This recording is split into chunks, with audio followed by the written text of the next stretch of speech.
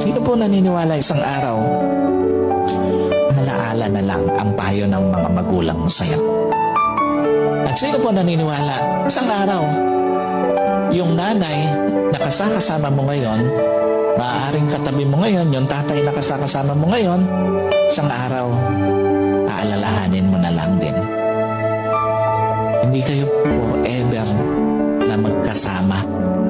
Kaya nga, lahat ng magulang hanggat kasama pa yung anak, gagawin ng lahat. Ipapayo lahat ng mabuti, paaalalahanan ng anak kasi alam niya, isang araw, iiwan niya yung kanyang mga anak. Isang araw, hindi lang payo ng mga magulang mo ang magiging alaala. Kahit magulang mo isang araw, magiging alaala na lang sa buhay mo.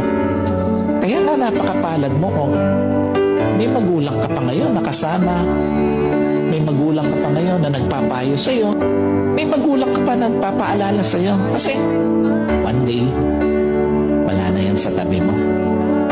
Yung mga payo niya, alaala na lang din sa buhay mo.